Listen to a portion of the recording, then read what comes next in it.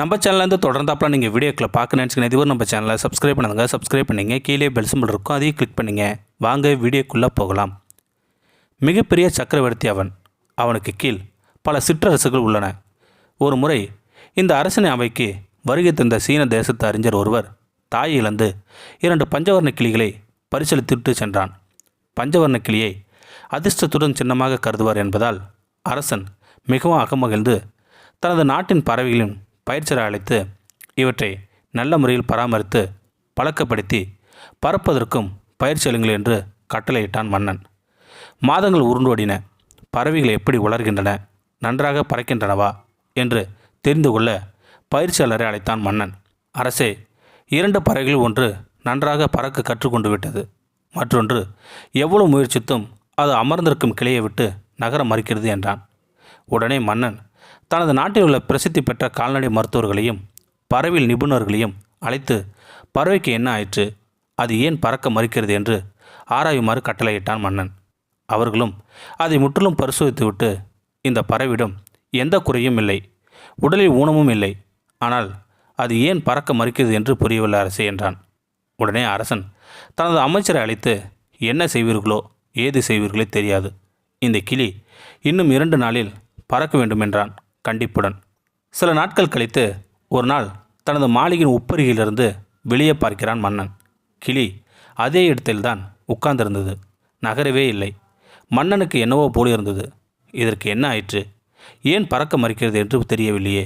நாட்டுப்புறத்தில் உள்ள வயலில் வேலை செய்யும் விவசாயிகள் அல்லது மூத்த குடிமக்கள் எவரேனும் அணுகி இதை பற்றி கேட்க வேண்டும்.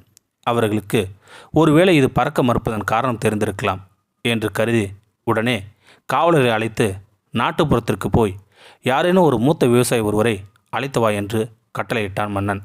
அடுத்த நாள் காலை கண் விழிக்கும் போது அந்த பஞ்சவர்ண கிளி மரத்தை சுற்றி அங்கும் இங்கும் பறந்து கொண்டிருப்பதை பார்த்தான் மன்னன். அவனுக்கு ஒரே சந்தோஷம். இந்த அற்புதத்தை செய்தவரை உடனே அழைத்து வாருங்கள் என்றான் மன்னன். அந்த விவசாயி மன்னன் முன்பு வந்து பணிந்து நின்றார். எல்லோரும் முயற்சி செய்து தோற்றுவிட்ட நிலையும் நீ மட்டும் கிளியை எப்படி பறக்க செய்தாய் என அரசன் கேட்டான். அரசன் முன் தலையை வணங்கியபடி விவசாயி சொன்னார், அது ரொம்ப சுலபமான காரியம் அரசே. மரத்தில் ஏறி அந்த பறவை உட்கார்ந்திருந்த கிளையை நான் வெட்டிவிட்டேன், வேறொன்றுமில்லை என்றான் அந்த விவசாயி.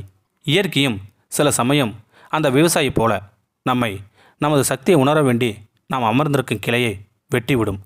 அது நமது சக்தியும் ஆற்றலையும் உணர வேண்டியே என்று கருதி நம்மை உயர்த்து கொள்ள முயற்சிக்க வேண்டும். நாம் அனைவரும் உயர பறப்பதற்கு படைக்கப்பட்டவர்கள்.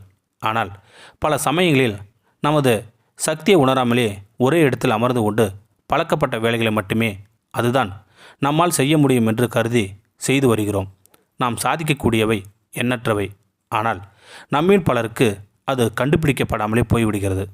செக்குமாடு போல ஒரே இடத்தில் மிக சுலபமான ஒரே வேலையை செய்வதில் நாம் ஆர்வம் செலுத்துகிறோம். ஆகையால் தான் பலருக்கு வாழ்க்கை ஒரு உற்சாகமான மனநிறைவான ஒன்றாக இல்லாமல் மிக சாதாரணமாக கழிந்து விடுகிறது. நாம் அமர்ந்திருக்கும் பயணம் என்னும் கிளையை வெட்டி எறிந்து உயர பறக்கும் பெருமிதத்திற்காக சுதந்திர பறவைகளை நம்மை விடுவித்துக் கொள்வோம். நாம் சாதிக்க பிறந்தவர்கள். இந்த வீடியோ உங்களுக்கு பிடிச்சிருந்தா கமெண்ட் பாக்ஸில் கமெண்ட் பண்ணுங்கள், கூட உங்கள் ஃப்ரெண்ட்ஸுக்கு ஷேர் பண்ணுங்கள்.